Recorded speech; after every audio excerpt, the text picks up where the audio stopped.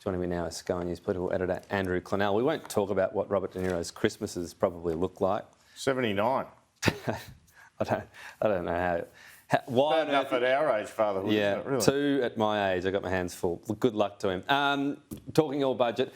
Look, a lot of things to digest. The two things are cost of living and inflation. And I know we've been talking about inflation a lot, but it's a huge test because if it did somehow stoke inflation, that would be damaging for the government and for the economy. What have you made of the morning after on that, if you like? I think it'll stoke inflation a bit, but I don't think it'll be as substantial as perhaps the wage increases we might see this year will be on inflation, which the government is pushing for.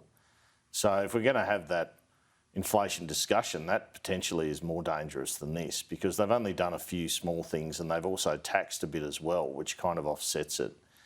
So cost of living, I think it's really interesting that they've just given it to welfare recipients and people on really low incomes. Now, the reason they've done that is to be accused of not fueling inflation, but, you know, punters at home who are really struggling aren't sitting there going, oh, well, they're just going to fuel inflation. They're going, how come someone on the dole is getting something and I'm not?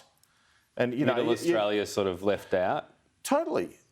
And in the lock-up press conference, Jim Chalmers said there is stuff for Middle Australia and then just went on about loans for solar panels, almost as if he was sensitive to the fact there wasn't. Yeah. There is something for Middle Australia in 24-25. It's called the Stage 3 tax cuts, but they didn't even want to mention it yesterday. They've been forced to today by you and others. So that's where I think that opens a flank to risk for the government politically. The fact that, you know, there are so many people doing it tougher than they ever have with interest rates, etc., and inflation, and they get nothing.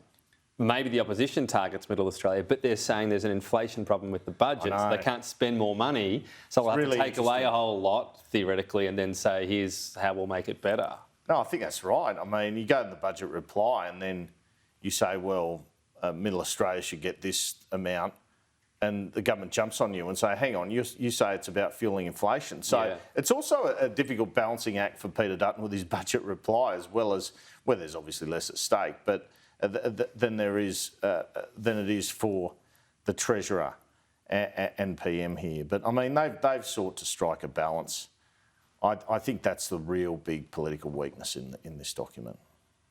And Stage 3, not deliberated on, was the line, which implies it could be deliberated on in a year's time, maybe. I felt like I got two slightly different answers from the PM. I got a big Jeffrey boycott, 1 metre wide straight bat where he didn't want to talk about it. Jim Chalmers indicated the default is it stays unless economic conditions change.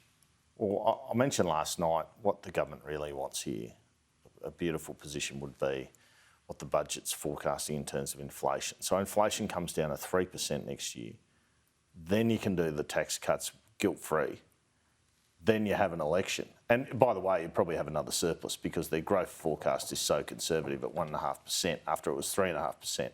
So you go inflation down, surplus, tax cuts, election, you're killing it.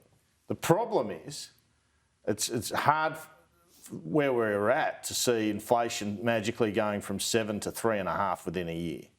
Then again, the budget's turned around massively in a year. So anything, a year's a long time. Yeah. But that's kind of the difficulty. And does Labor own, whether it's right economically or not, can the opposition manage to make Labor own interest rate rises? If they go beyond 4%, where banks are predicting them to, that becomes the politics of it, doesn't it?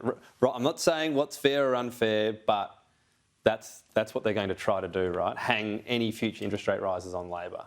Well, life's not always fair and neither is politics. But I mean, of course, someone's got to be blamed from the point of view of the community if interest rates continue to rise. So that's the real risk in this. I will say this, Tom, look, they might not meddle with Stage 3 tax cuts at all. But if they do anything, I think we've seen enough from the Albanese government that it's minor tweaks, like his super tax change. Minor tweaks at the very top.